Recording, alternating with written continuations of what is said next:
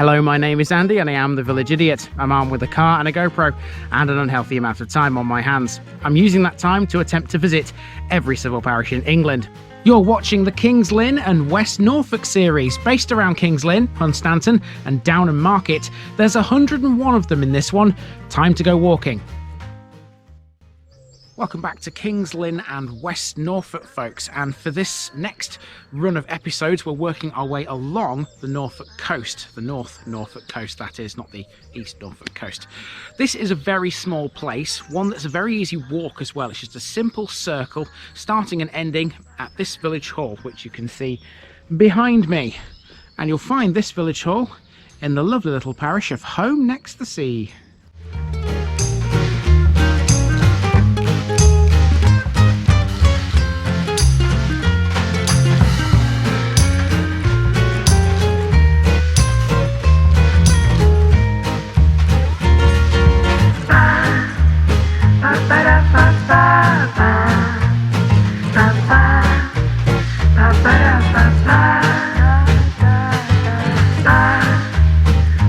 Here's my disclaimer for people who may be watching me for the first time. I say things as I would in my native accent and dialect. As a result, I may not pronounce things in the same way as the locals do. Remember, I'm a visitor. It's impossible to know everything. Leave me a comment, spin me a like and bash that subscribe button. Let's get to today's parish video. Moving along the North Norfolk coast, welcome to Holme-next-the-Sea, a small village which has some small connection to the Nelson family. And yes, I do mean the family which gave us the man famed for his efforts in the Royal Navy. The Nelsons are more associated with another village on the Norfolk coast, but here in Holme, many of their number are buried in the churchyard. We'll get to them in due course. Holme-next-the-Sea's name is pretty self-explanatory. It means island next to the sea. It's the nearest village to the site of Seahenge, which was a Bronze Age timber circle on the coast. Its position on the coastline makes it a prime site for migratory birds. Consequently, Holme is famous for having two adjoining nature reserves, one owned by the Norfolk Wildlife Trust and the other by the Norfolk Ornithological Association. The parish's westernmost extent adjoins Hunstanton Golf Club, and the area is covered in easily accessible paths. The most notable of these are the Peddar's Way and the Norfolk Coast Path, which together form a national trail. These mean that birdwatchers and golfers have learned to coexist out here. Holme is a world away from the busy town that is Hunstanton. It's so peaceful and sleepy, and it's happy to mind its own business tucked away as it is off the A149. It's not a holiday destination, but it's still well worth a visit. So let's go and look at it.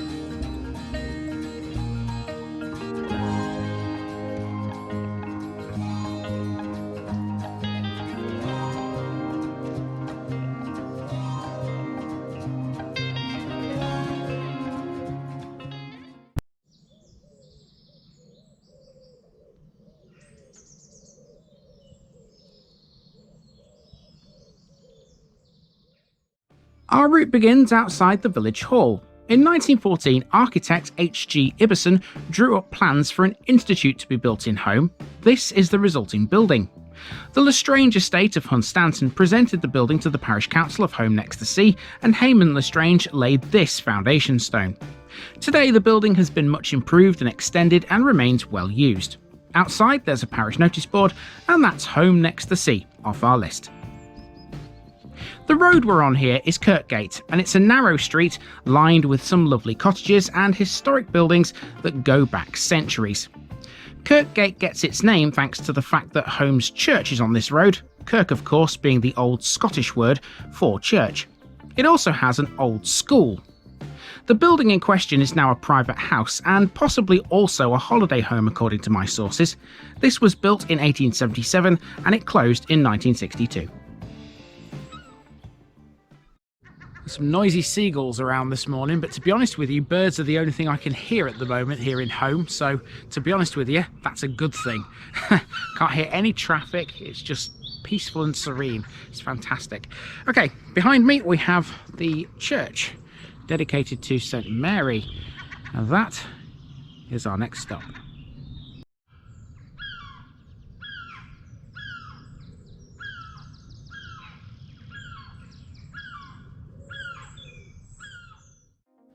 In the grounds of the church is a war memorial which takes the form of a cross. There are 16 names on this one, 12 from World War I and 4 from World War II. St Mary's Church was first mentioned in 1188, but the oldest remaining part of the present building is its tower, which dates from the 15th century. The main church building was demolished and rebuilt in 1888, although some memorials and an ancient stone font survive from the earlier structure. The church has a peal of 5 bells which are still rung, and the earliest is dated 1677. In the churchyard there are graves of various members of the Nelson family who lived at Holme House. Generally speaking though, the Nelsons are much more associated with Burnham Thorpe, which is further along the Norfolk coast. Beyond the church, Kirkgate runs into Eastgate, and on this corner we find Holme's old smithy. It's been a characterful little village so far, this one, hasn't it? Okay, so the one street we've walked down up to now is just one side of what is effectively a square. Holme is a nice square village, it's why I called it a circular walk. If that makes any sense at all. It probably doesn't. Anyway, this is street number 2, this is Eastgate. This leads down to the main road where we'll turn right and head to side number 3.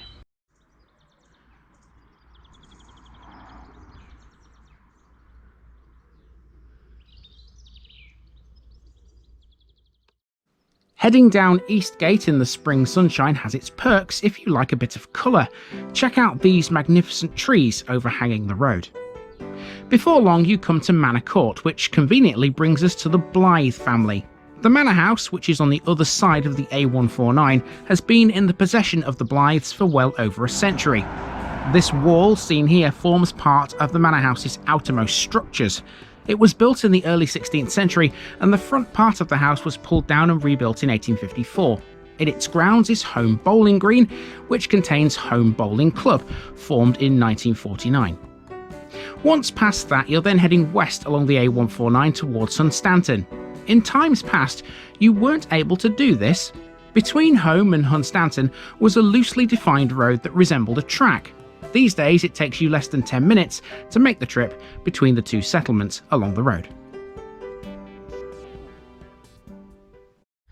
So these two sides of the square might be a little bit bereft of landmarks, but there is one here on this main road, and that is this milestone, 18 miles to Lynn.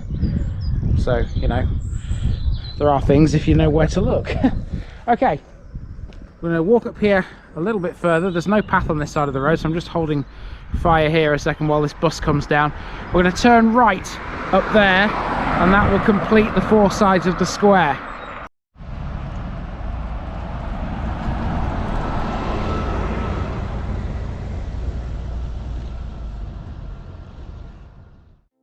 If you need a bus out here, by the way, Holme is served by the same number 36 coastliner service we met in Old Hunstanton. It runs from King's Lynn to Fakenham.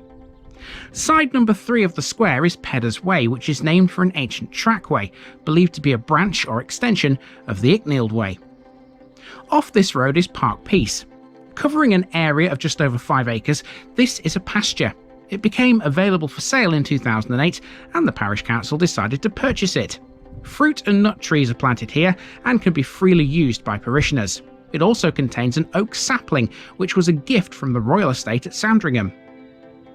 It takes us to Westgate, and here is a former primitive Methodist chapel. It served Holme until the 1980s, and by 1987 it had been converted into a house. Lastly, the village pub, the White Horse. This is a traditional English pub that will happily welcome dogs, and there's a few of those who like this coastline.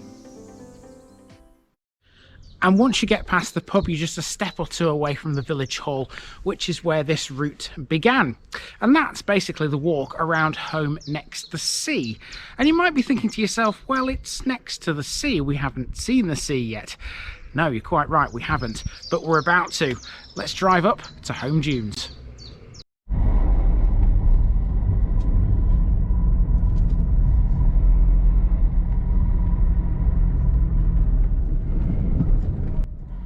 We're now on Beach Road and we've just come past Holme Village Green. It's an elongated affair that lines one side of this narrow lane which makes its way to the sea.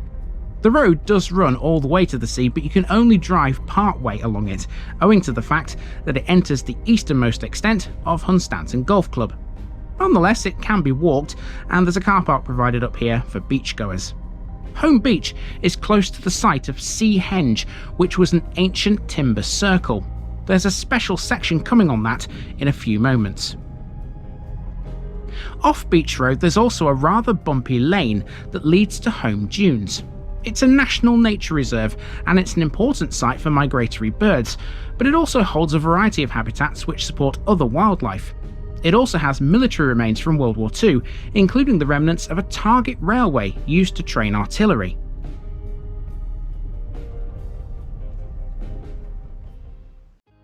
So what was Seahenge, you ask? Well, in 1998, a well-preserved Bronze Age timber circle was uncovered by strong tides just off the coast here. It had been hidden for some 4,000 years. It's no longer at home though, so you can't go and look at it today. The structure was removed for preservation purposes by archaeologists, and it's now on display at a museum in King's Lynn. It goes by the alternative name of Holme 1, and yes, there was another nearby timber circle named Holme 2 as well. The second has been dated almost exactly back to 2049 BCE.